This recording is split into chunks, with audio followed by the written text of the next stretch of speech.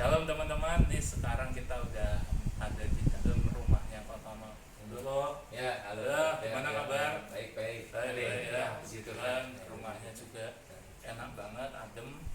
Suasananya juga kudus banget. Holy banget gitu ya. Ada gambar Yesus, patung Yesus di mana-mana gitu. Oke. Ini gini kok. Sehat kok. Ya. Puji Tuhan. Ya. Ini kan apa namanya, banyak teman-teman dari kalangan muda gitu, OMK, dan mungkin kita juga gitu. Terus untuk peserta retret pertumbuhan juga, kita tuh pengen tahu beberapa tentang jenis-jenis doa yang ada di dalam Katolik, karena kan kita tahu bahwa Katolik itu kan kaya banget gitu. Doa aja ada puluhan kayak gitu. Kita mau ngobrol-ngobrol dikit Ya, kok. apa-apa. Kalau ada beberapa pertanyaan tentang doa hening, nah, menurut Kotono itu bisa Kotono jelaskan nggak? Secara simpel aja gitu. Ya. Doa hening itu sebenarnya apa? Mungkin sedikit asal usulnya apa, dan tujuannya itu sebenarnya untuk kita secara pribadi itu apa? Ya. Baik, terima kasih Freddy. Ya. Teman-teman sekalian yang mungkin menyaksikan video ini. Jadi doa sebetulnya adalah relasi, komunikasi kita dengan Tuhan. Dan dalam doa seperti orang berkomunikasi, berbicara, ada saatnya kita bicara, ada saatnya Tuhan yang bicara. Ketika kita bicara, Tuhan diam, Tuhan mendengarkan kita. Ketika Tuhan berbicara, maka mestinya kita juga diam. Iya. Maka dalam doa tidak harus kita yang berbicara terus seperti membombardir Tuhan. Ya. Maka itu yang harus dipegang itu dulu. Lalu kemudian saya ingat Santa Teresa dari Kalkuta, dulu Bunda Teresa mengatakan doa adalah buah keheningan. Maka keheningan itu menjadi fondasi dari doa. Karena seringkali ketika kita berdoa, kelihatannya berdoa, tapi pikiran kita itu kemana-mana. Ya, ada yang mengatakan bahwa pikiran kita itu pada saat doa seperti monyet dalam kerangkeng. Sebentar di bawah, sebentar di atas, sebentar lari ke sudut kiri, sebentar lari ke sudut kanan. Ya. Maka, gerambiang, bahasa Jawanya gerambiang, bahasa Jermannya. Lalu bagaimana supaya dalam doa kita sungguh-sungguh bisa merasakan hadirat Allah, kita bisa mendengar suara Tuhan, mendengar suara Allah, kehendaknya dan sebagainya. Maka dibutuhkan persiapan. Dan persiapan itu salah satunya adalah dengan hening, doa hening. Biasanya memang diajarkan di dalam SEP itu ada PSD, Personal Spiritual Discovery, di SEP OMK. Yang ikut SEP OMK siapa? Nah, kamu SEP reguler, SEP umum ya. Di SEP OMK itu namanya DD, Discipleship Discovery, Discipleship Dominical Discipleship ya. Jadi pelajaran di hari Minggu, memang biasanya kan pengajarannya hari Minggu siang ya, sore sampai malam. Nah, itu menjadi fondasi kita.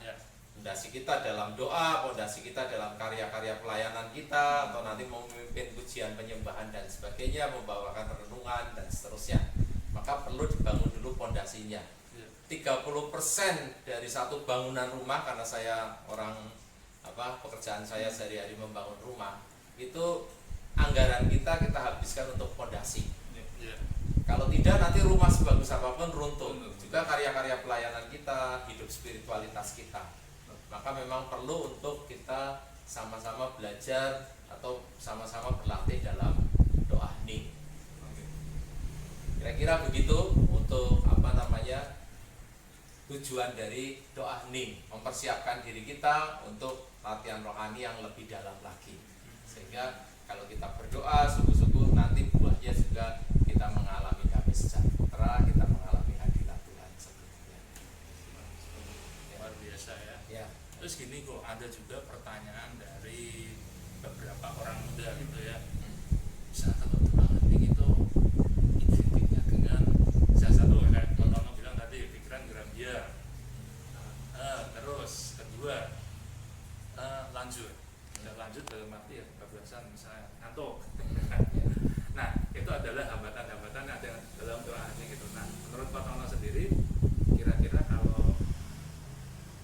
solusinya untuk mengatasi hambatan itu gimana? Jadi untuk mengatasinya itu pertama supaya pikiran tidak melayang kita butuh penyadaran diri. Menyadari salah satunya yang paling mudah itu karena doa adalah nafas iman. Kalau kita tidak berdoa ya iman kita mati. Seperti kalau kita hidup harus bernafas, maka iman juga begitu. Nah, salah satunya doa adalah nafas iman. Sehingga kita menyadari, kita belajar berdoa lewat pernafasan. Menyadari nafas kita yang ditarik, lalu nafas yang dihembuskan. Kita tidak bisa mengambil nafas sebanyak-banyaknya lalu ditahan, kan tidak bisa. Ada saatnya ngambil, ada saatnya melepas. Doa pun begitu. Lalu saya sebetulnya di link YouTube ada, nanti mungkin bisa ditambahkan bahwa ketika kita berdoa, kita narik nafas, kita bisa sambil membayangkan menghirup kekuatan dari Tuhan. Lalu melepaskan, ketika menghembuskan nafas perlahan-lahan itu kita melepaskan kotoran-kotoran batin kita, rasa dendam, rasa jengkel, rasa amarah, rasa benci. Jadi itu juga bagian di mana kita bisa mulai persiapan untuk masuk dalam keheningan. Yang lain ketika pikiran menggerambiang atau melayang ngelantur ke sana kemari, itu ada yang disebut kata doa, atau mungkin kalau dalam tradisi meditasi Kristiani disebut mantra. Kata doa itu bukan untuk bukan mantra coba jamu, itu bukan. Tapi kata doa itu mengikat pikiran kita supaya tidak lari ke sana kemari, gitu ya. Fokus dengan Tuhan. Nah, kata doa bisa dipilih sendiri dalam tradisi Timur, Katolik Timur, Kekristenan Timur itu ada yang disebut doa Yesus. Maka kata doanya ketika tarik nafas kita mengucapkan Y, lalu ketika dihembuskan perlahan-lahan kita katakan sus. Yesus, Yesus. Itu non-stop atau? Itu non-stop ya. Nanti kalau pikiran melantur ya kembali lagi. Nah, itu kurang lebih seperti itu. Kalau di dalam meditasi Kristiani mungkin kata doanya dengan ketika tarik nafas kita mengucapkan Mara, lalu dihembuskan Nata, Mara Nata, artinya datanglah Tuhan. Itu jadi mempersiapkan ketika Tuhan hadir, Tuhan datang, kita sudah siap. Berapa menit ya, Pak? Nah, kurang lebihnya 20 menit. Tapi seandainya 20 menit masih susah, kalau saya mengajar PSD atau DD atau tutorial, ya 15 menit dulu. 10 menit maksimal rasanya susah. 5 menit rasanya. Sudah 5 menit rasanya kayak 5 jam gitu. Saya tuh pernah kok, dulu awal-awal pernah doa ini itu bisa seperti Awalnya ya. tapi nggak lama-lama setelah mengikuti ini, mengikuti itu, kok malah lama-lama dari dressnya bukan naik tapi malah turun. Itu jawabannya itu tak mentok rasanya. Itu karena apa sih? Jadi pesawat handphone kita ini bisa diisi dengan hal-hal yang rohani ya, yang holy-holy lah. Jangan hanya pekerjaan. Saya membuatkan satu klip video atau mungkin video musik atau dengan musik, klip musik itu yang isinya 3 menit atau 5 menit itu musik pembuka. Musiknya instrumental. Kalau ada kata-katanya nanti kita terdorong untuk menyanyi, tapi ini instrumental. Lalu setelah 5 menit itu kita persiapan, ada jeda waktu hening. Kurang lebih ya 5 menit juga, 5 atau sampai 7 menit. Lalu penutup ada musik lagi. Ya.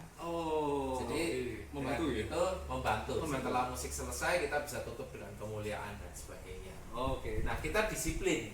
Jadi ini dirubah dulu ke mode terbang atau fly mode ya, supaya tidak ada gangguan telepon masuk. Oh iya betul. Pesan masuk. Masuk. Lalu setelah itu klipnya baru diputar. Oke. Nah, ketika klip diputar kita bisa mulai dengan tanda salib, kita mohon bimbingan Roh Kudus, mohon rahmat Allah supaya kita sungguh-sungguh dalam doa hening ini kita bisa mengalami keheningan, mengalami hadirat Allah dan siap kalau Allah Tuhan mau berbicara. Kira-kira begitu. Ini konfirmasi pertanyaan, doa hening itu sebaiknya pagi hari atau pas sak legone? Ya, baik. Sebetulnya untuk doa hening waktu yang terbaik itu adalah waktu yang tidak mengalami banyak gangguan. Kalau dari Alkitab sendiri di Injil Lukas bab 1 itu dikatakan bahwa pagi-pagi benar Tuhan Yesus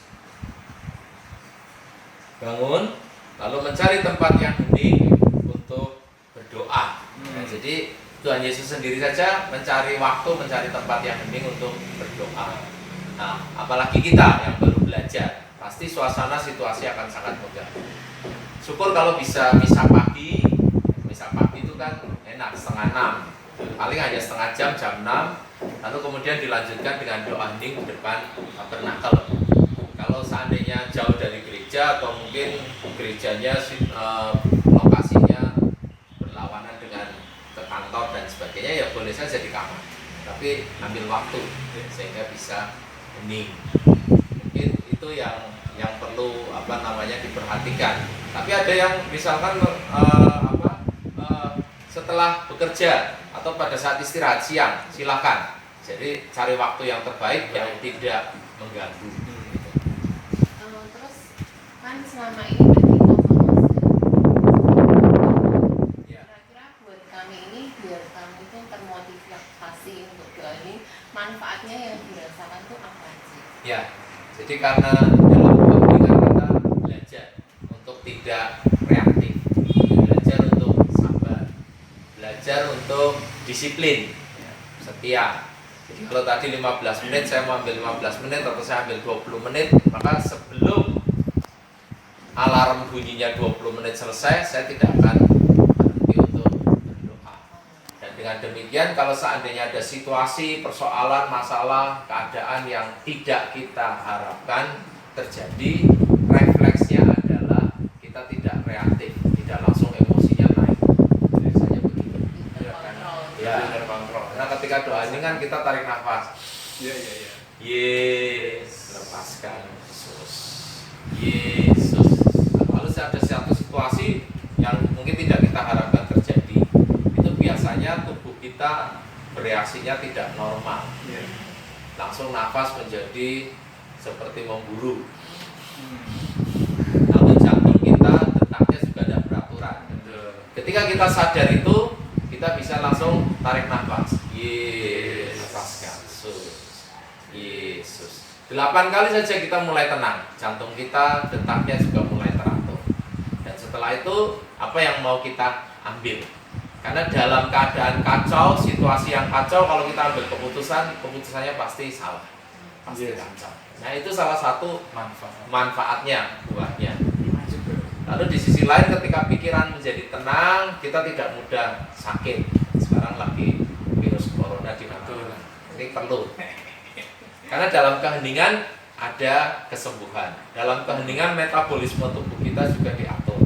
Maka tadi posisi duduk yang tegak, gitu ya. Lalu kemudian nafas yang kita perhatikan baik-baik, tarik nafas, lepaskan, itu juga membantu kesehatan kita. Kalau memang mau dicoba boleh. Sebelum doa hening, silakan tekan nadinya 1 menit kira-kira berapa detik. Kemudian setelah selesai doa hening, dicek lagi. Lebih lambat biasanya begitu. Atau ketika sebelum doa hening, coba kita nafas. Nafas biasa berapa kali tarikan dan hembusan.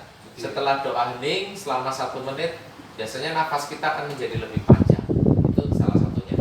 Teman saya pengajar Pak Adit itu pernah ketika sebelum doa hening dia periksa tekanan darahnya, dia cenderung tinggi. Ya, lalu setelah doa hening dia praktek doa hening kurang lebih seminggu, dia cek tensinya menjadi lebih rendah.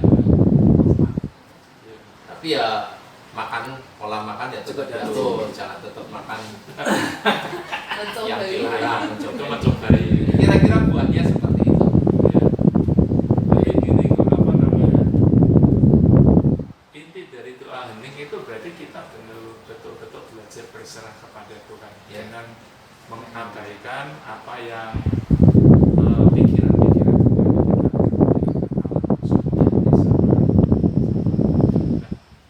gimana kalau kita kadang kan begini ya kok, kepekaan setiap orang kan ya, gimana caranya kita bisa merasakan bahwa itu Tuhan hadir, Tuhan mau menyapa, Tuhan mau berbicara lewat kita, itu biasanya apakah ada Inti pertamanya bahwa damai, ada damai sejahtera. Masalah Tuhan nanti mau bicara atau tidak itu urusan lain. Kalau tidak, kita tidak usah mereka-reka gitu ya. Atau membayang-bayangkan. Tapi kalau Tuhan memang bicara, biasanya ada sesuatu yang kuat, niat yang kuat untuk melakukan, untuk melaksanakan dan sebagainya.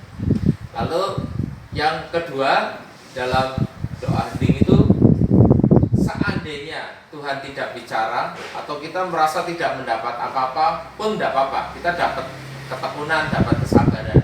Kadang-kadang Tuhan bicaranya setelah doa hening. Misalkan di perjalanan, ya, naik motor atau naik mobil, lalu mungkin ada orang minta-minta atau kita mungkin teringat 1-2 hal. Nah, di situ Tuhan juga mengingatkan kita karena Tuhan bisa berbicara lewat banyak hal. Mungkin kalau kita hanya merem saja hening, Tuhan mungkin bicara tapi kita tidak pegang. Lalu Tuhan bisa tunjukkan hal-hal lain. Kalau yang sudah ikut SEP dan CAP itu kan ada meditasi alam. Nah, di dalam meditasi alam kan Tuhan bicara lewat alam, lewat Tuhan dan sebagainya. Itu membuat kita menjadi lebih pegang. Jadi seandainya dalam sesi doa heningnya 20 menit sepertinya Tuhan tidak bicara apa-apa pun tidak apa-apa. Tapi dari hari ke hari kita semakin pegang, semakin siap.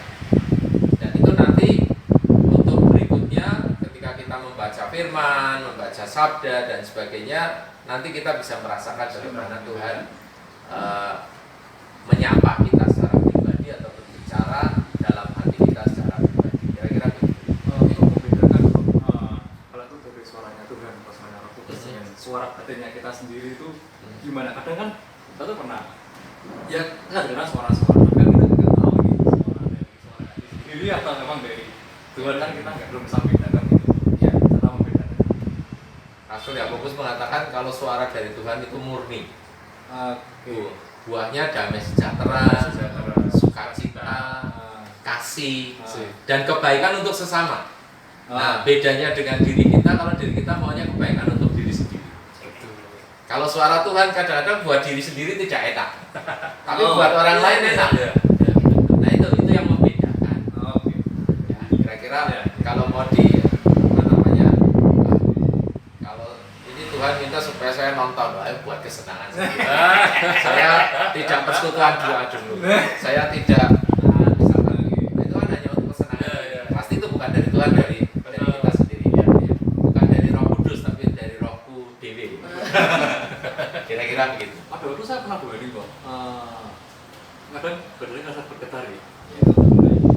Ya, macam-macam sensasi. Ada yang ya karena hadirat Tuhan disentuh, rasanya merinding dan sebagainya. Sejauh itu mendukung untuk terus doa hening, saya kira itu dari Tuhan. Tapi kalau misalkan tiba-tiba ada rasa gatal, kita garuk sedikit, pindah lagi di sini, pindah lagi di sini, pasti itu dari pikiran kita, pikiran yang gelisah, tidak tenang untuk hening selama 20 menit ini. Nah, kalau yang itu muncul sensasi-sensasi begitu, ya abaikan saja. Atau mungkin nanti muncul kepengen batuk, padahal sehat-sehat saja gitu ya. Lalu nanti nyetrum ke teman yang lain, batuk lagi. Yang batuk semua satu ruangan. Itu pasti bukan dari Tuhan. Itu dari diri sendiri. Pikiran kita.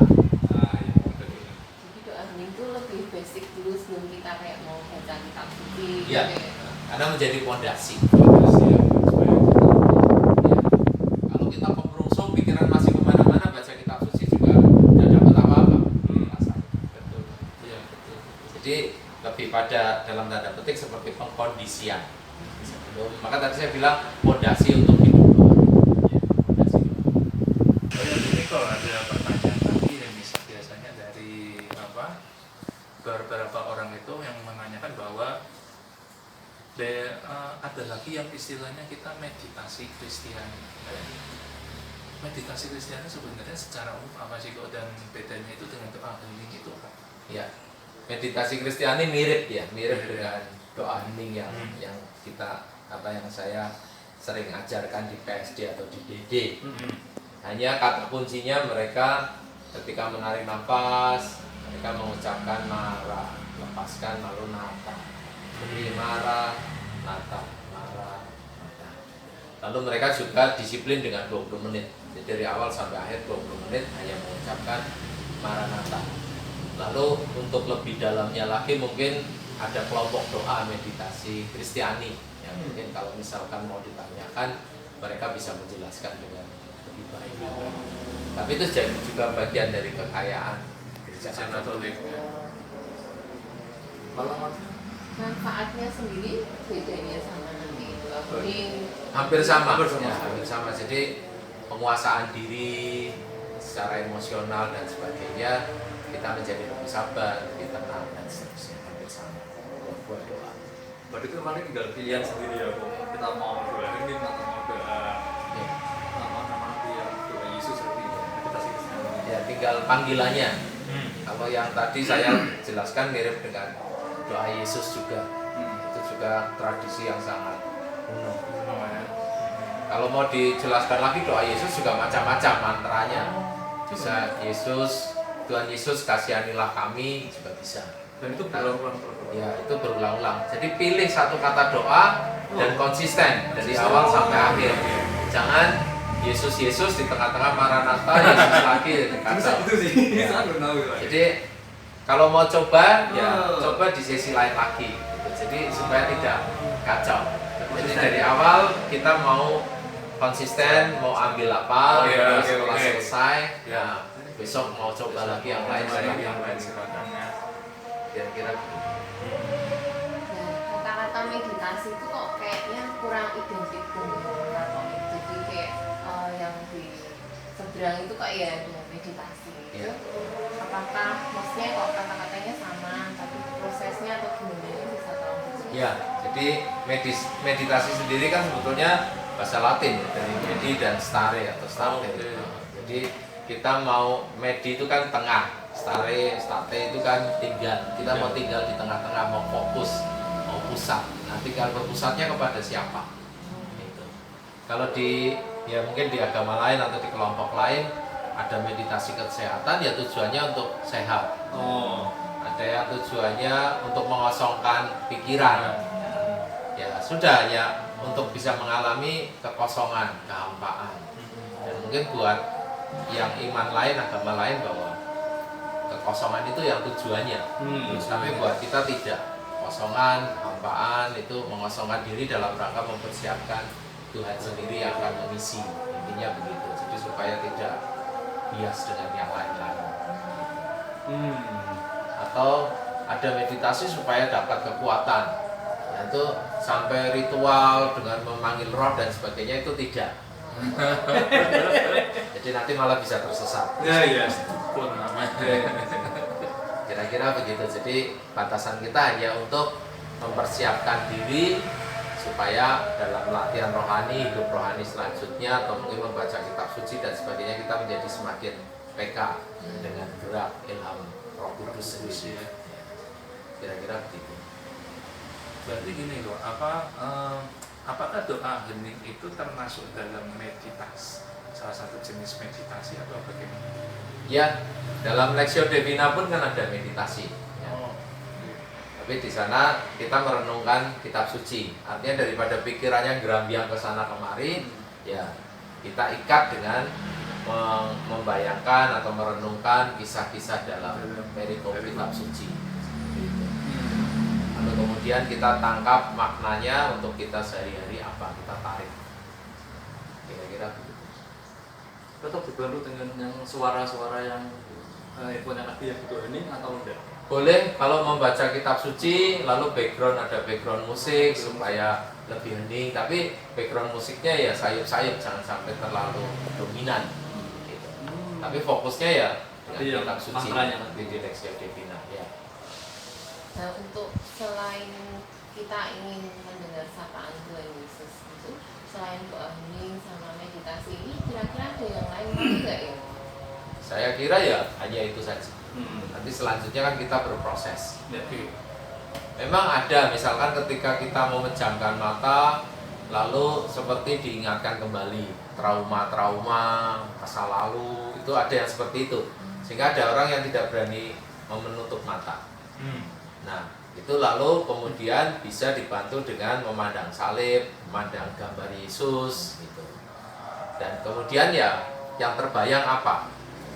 Kalau trauma ya kita mohon supaya Tuhan menyembuhkan trauma kita, sehingga dalam doa hening pun kita disembuhkan luka-luka batin kita. Oh berarti buat kita boleh Boleh. meminta. Jadi setelah sesi doa heningnya mungkin kita tutup dengan macam-macam doa permohonan dan seterusnya, atau doa penyembuhan luka batin, atau doa syafaat dan seterusnya. Karena ini memang persiapan untuk doa yang lebih. Oke, teman-teman masih semangat?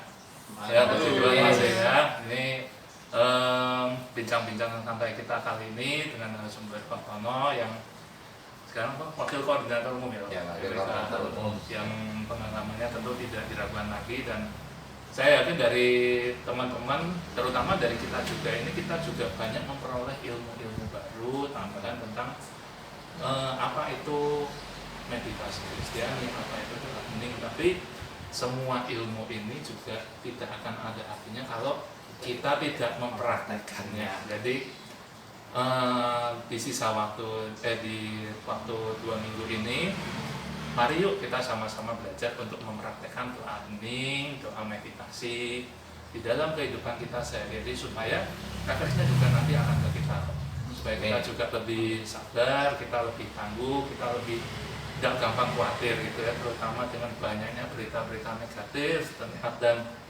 hoax dengan isu-isu corona belakangan ini. Marilah kita tetap berpegang teguh bahwa apapun yang terjadi, apapun situasi yang tidak bisa kita kontrol, kita tetap punya satu pegangan bahwa ada Tuhan Yesus yang selalu menopang kita.